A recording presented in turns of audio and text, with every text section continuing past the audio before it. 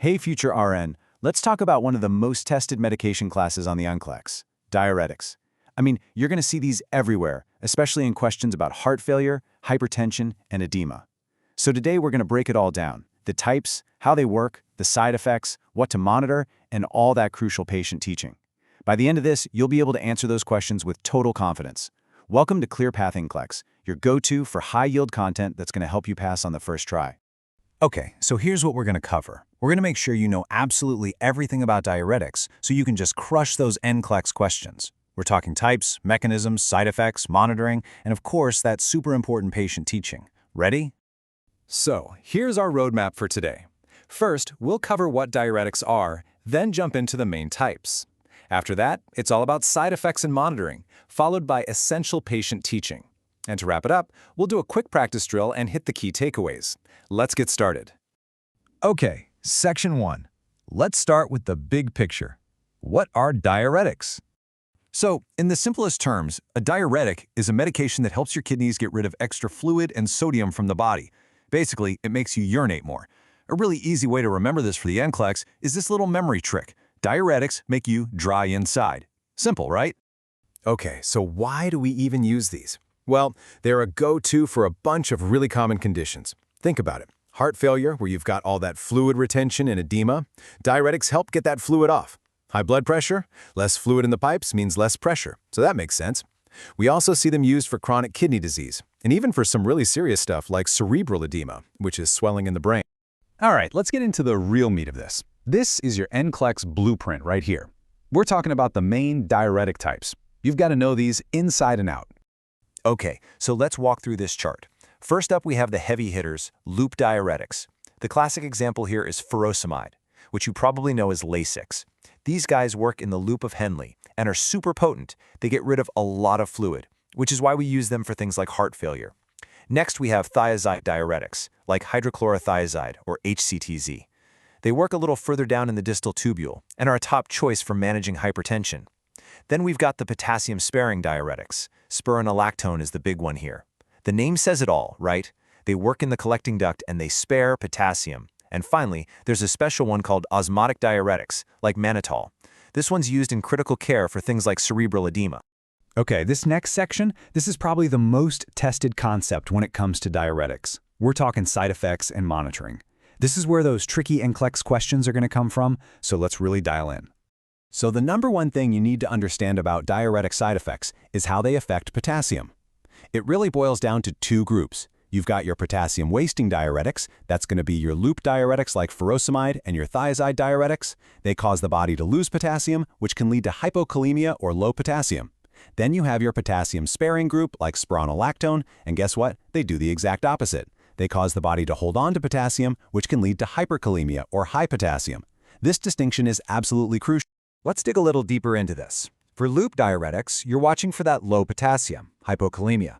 But also, a big one is ototoxicity, which is hearing damage.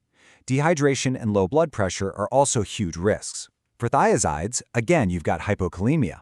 But they can also raise blood sugar and uric acid levels, so you have to be careful with patients who have gout. And for our potassium-sparing diuretics, the main thing to watch for is hyperkalemia, that high potassium. So what are we monitoring? For all of them, you need to be checking that potassium level, blood pressure, daily weights, and how much urine they're putting out. And just to really drive this point home, here is the normal potassium range, 3.5 to 5.0. Look at how narrow that is. If you go too low or too high, you're looking at potentially fatal cardiac dysrhythmias. You have got to memorize this range for the NCLEX. It will come up, I promise.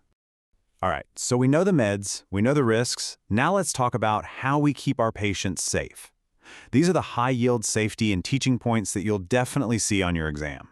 So here's what you need to teach your patient. First, take this medication in the morning. Why? So they aren't up all night running to the bathroom. Super important.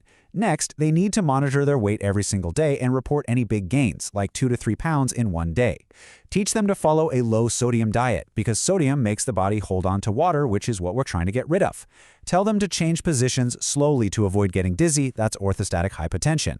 They should also report any dizziness or muscle cramps. And finally, you have to nail the potassium teaching. If they're on a potassium-wasting diuretic like furosemide, they might need to take a potassium supplement. But if they're on a potassium-sparing one like spironolactone, they need to do the opposite and avoid high potassium foods and salt substitutes.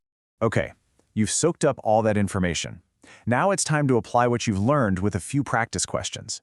Let's do a little NCLEX drill. You can do this! Okay, question number 1. A client taking furosemide reports ringing in their ears. The nurse recognizes this as a potential sign of which adverse effect? Take a second to think about it.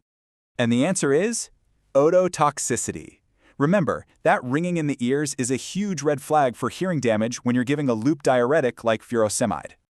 All right, next up. When administering spironolactone, the nurse should be monitoring the client for which electrolyte imbalance?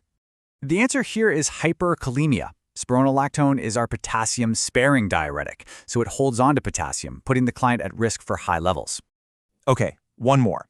A client is prescribed hydrochlorothiazide. Which pre-existing condition would require the nurse to use this medication with caution? And the answer is gout. Remember we said that thiazide diuretics can increase uric acid levels? Well, that can trigger a really painful gout attack. Awesome job on those questions. Okay, let's bring it all home with the key takeaways. Think of this next slide as your ultimate NCLEX cheat sheet for diuretics. These are the absolute must-know points. Seriously, go ahead and screenshot this slide. Let's recap. Loop diuretics like furosemide, they're the strongest, they waste potassium, and you have that risk of ototoxicity. Thiazides like HCTZ, great for hypertension, they also waste potassium, and you need to be cautious with gout. Potassium-sparing diuretics like spironolactone, they're the weakest, but they spare potassium, so you're watching for hyperkalemia. And what do we always monitor? That's right, potassium, blood pressure, daily weights, and urine output. Honestly, diuretics are super predictable on the NCLEX. If you master these points, you will absolutely crush these questions. And I just want to say, you're doing an amazing job. Keep studying, keep pushing forward, you've totally got this. Thanks so much for hanging out with me today. If this explainer helped you, do me a favor and hit that like button and subscribe to ClearPath NCLEX for more high-yield content. Oh, and hit the little bell so you never miss a tip. Before you go, drop a comment below and tell me, which diuretic side effect do you always remember? I love reading them all. You're doing amazing. Keep it up, and I will see you next time.